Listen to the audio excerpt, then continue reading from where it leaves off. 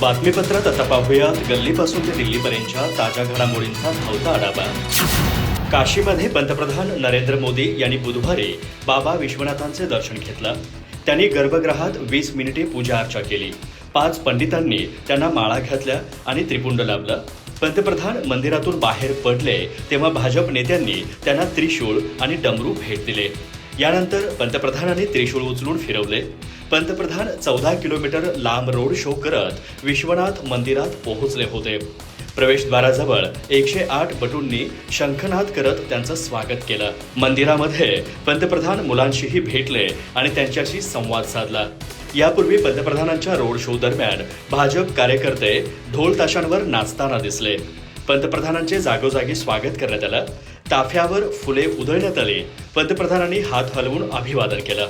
मंदिरातून पंतप्रधान रस्तामार्गे विमानतळावर जातील। तिथून ते मुख्यमंत्री योगींसोबत हरदोईसाठी रवाना होतील, जिथे गंगा एक्सप्रेस वेचं उद्घाटन करतील। 594 किलोमीटर लांबीचा हा एक्सप्रेस वे मेरठला प्रयागराजशी जोडेल। पंतप्रधानांचा 11 वर्षातील हा 54वा काशी दौरा आहे। तथापि हा 2026 मधील पहिला दौरा आहे। यापूर्वी पंतप्रधान नोव्हेंबर 2025 मध्ये काशीला आले होते। पंतप्रधानांनी आपल्या काशी दौऱ्याच्या पहिल्या दिवशी 6,350 कोटी रुपयांच्या 163 विकास प्रकल्पांचं लोकार्पण आणि भूमिपूजन केलं होतं। त्यांनी नारी शक्ती वंदना संमेलनातही भाग घेतला, ज्यामध्ये सुमारे 50,000 महिला सहभागी झाल्या होत्या। मंचावर राजकारण, स्वयंसहायता गट आणि वैद्यकीय क्षेत्राशी संबंधित 44 महिला उपस्थित होत्या। पंतप्रधान म्हणाले की सपा आणि काँग्रेसने महिलांना धोका दिला आहे। तुमच्या आरक्षणाचा हक्क लागू व्हावा यासाठी मी कोणतीही कसर सोडणार नाही। पंडित धीरेंद्र कृष्ण शास्त्री नागपूरच्या रेशीम बागेत 26 ते 30 एप्रिलपर्यंत श्रीराम कथा करत आहेत। या दरम्यान धीरेंद्र शास्त्री आणि अंधश्रद्धा निर्मूलन समितीचे श्याम मानव यांच्या श्रद्धा, अध्यात्म आणि विज्ञानावरून वाद वाढलाय। श्याम मानव यांनी 80 लाख रुपयांचं आव्हान दिलं होतं। हे आव्हान धीरेंद्र शास्त्री यांनी स्वीकारलंय। श्याम मानव यांनी धीरेंद्र शास्त्रींना 10 लोकांची नावं, त्यांच्या वडिलांचं नाव, वय आणि मोबाईल नंबर अचूक सांगण्याचं आव्हान दिलंय।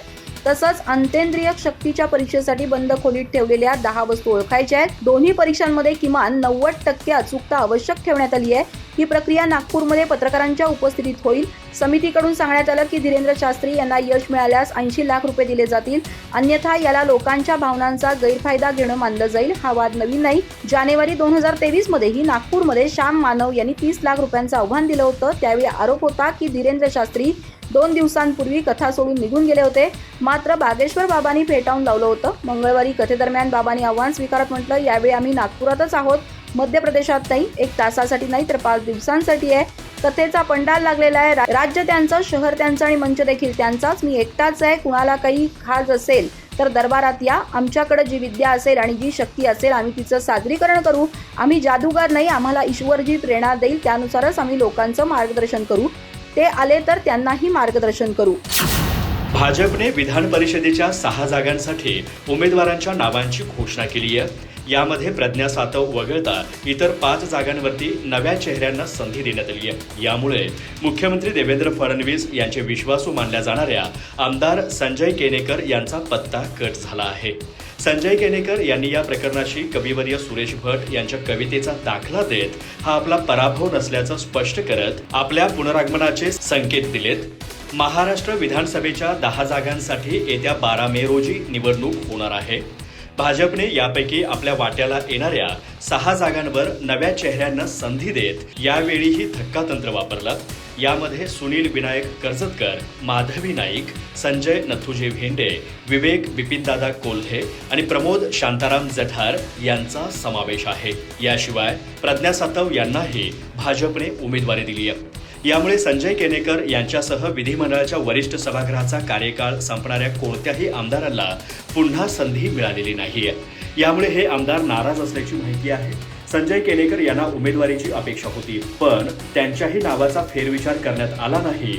यामुळे संजय केनेकर यांनी कविवर्य सुरेश भट यांच्या कवितेचा दाखला देत आपल्या भावना व्यक्त केल्या आणि आपल्या पुनरागमनाचे संकेत दिलेत। विजलो आज जरी मी, हा माझा अंत नाही. पेटेन उद्या नव्याने, हे सामर्थ्य नाशवंत नाही. छाटले जरी पंख माझे, पुन्हा उडेन मी. अडवू शकेन मला अजून अशी भिंत नाही. माझी झोपडी जाळण्याचे केले कैक कावे. जळेल झोपडी अशी, आग ती ज्वलंत नाही. अशी भावना संजय केणेकर यांनी या प्रकरणी व्यक्त केली आहे.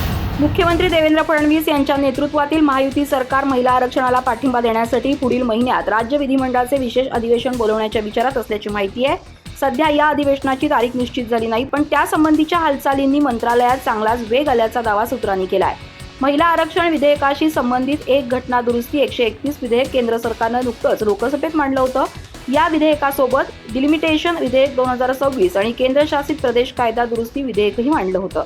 या विधेयकांवर लोकसभेत 3 दिवस प्रदीर्घ चर्चा झाली. त्यानंतर महिला आरक्षणाशी संबंधित घटना दुरुस्ती विधेयक लोकसभेनं फेटाळून लावलं होतं. त्यावर पंतप्रधान नरेंद्र मोदी यांनी तीव्र संताप व्यक्त केला होता.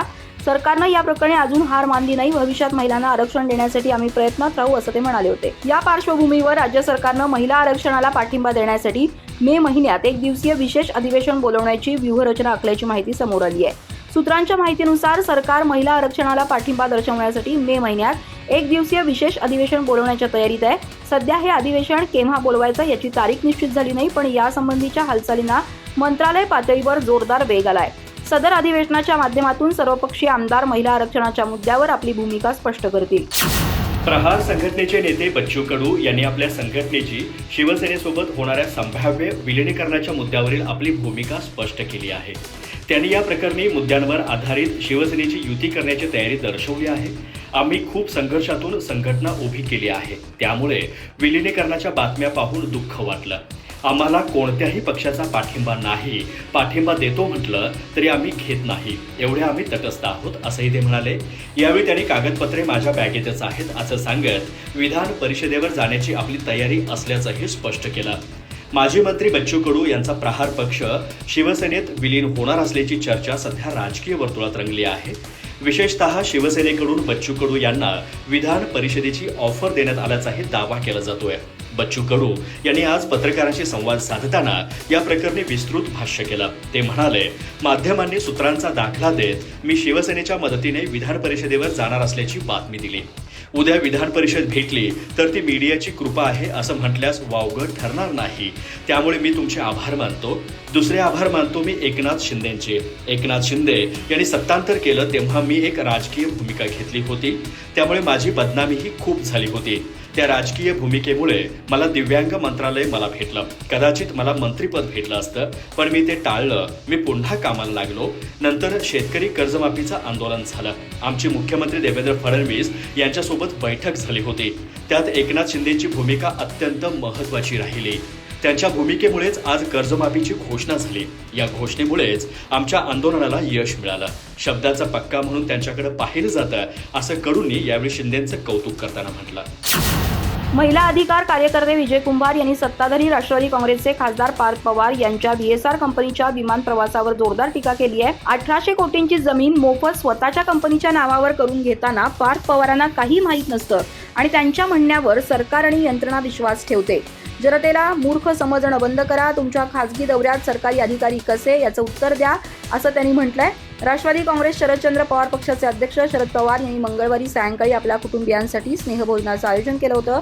या भोजनासाठी त्यांनी उपमुख्यमंत्री सुनेत्रा पवार, पार्थ पवार आणि जय पवार यांना निमंत्रण दिलं होतं. पार्थ पवार या कौटुंबिक भेटीसाठी मुंबईतून VSR कंपनीच्या विमानानं पुण्याला पोहोचले. VSR कंपनीच्या विमान अपघातात अजित पवार यांचा मृत्यू झाला होता. या प्रकरणी या कंपनीवर टीकेची झोड उठत असताना पार्थ यांनी प्रवासासाठी याच कंपनीच्या विमानाचा वापर केल्यानं त्यांच्यावरही टीका झाली. अखेर पार्थ पवारांनी सदर विमान VSR कंपनीचं असल्याचं आपल्याला माहीत नसल्याचं स्पष्ट करत या वादावर पडदा टाकण्याचा प्रयत्न केला होता. पण आज सामाजिक कार्यकर्ते विजय कुंभार यांनी पुन्हा या मुद्द्यावरून त्यांना लक्ष्य केलं. ते म्हणाले, आपल्या देशातील राजकारणी जनतेची दिशाभूल करण्यासाठी सोयीस्कररित्या निरागस होत असतात. वडिलांचा मृत्यू ज्या कंपनीच्या विमान अपघातात झाला, ज्यांच्या विरुद्ध आरोपांची राळ उठवली गेली आहे, जी अजितदादांच्या मृत्यूसंदर्भात संशयाच्या भोवऱ्यात आहे, त्याच कंपनीचं विमान पुन्हा पार्थ पवारांनी बुक केलं, प्रवास केला आणि म्हणे मला आणि ऑफिसला माहितीच नव्हतं. मस्साजोगचे दिवंगत सरपंच संतोष देशमुख यांच्या पत्नी अश्विनी देशमुख यांचा ग्रामपंचायत निवडणुकीत धक्कादायक पराभव झाला आहे.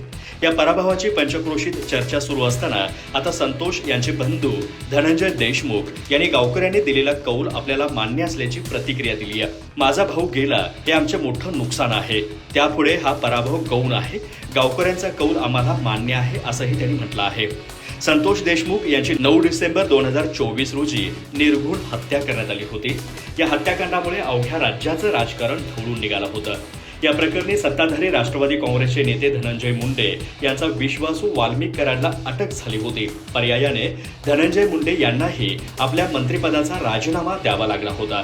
संतोष देशमुख यांना न्याय मिळवून देण्यासाठी सर्वच पक्षांच्या नेत्यांनी आपापल्या परीनं काम केलं.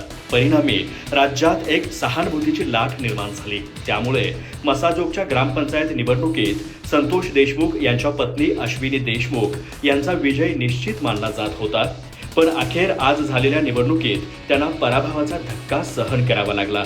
धनंजय देशमुख यांनी या पराभवावर भाष्य करताना आपल्याला गावकऱ्यांनी दिलेला कौल मान्य असल्याचं स्पष्ट केलं. आमचा भाऊ गेल्यामुळे आमच्या कुटुंबाचं सर्वात मोठं नुकसान झालं, त्यापुढे हा पराभव अत्यंत गौण आहे.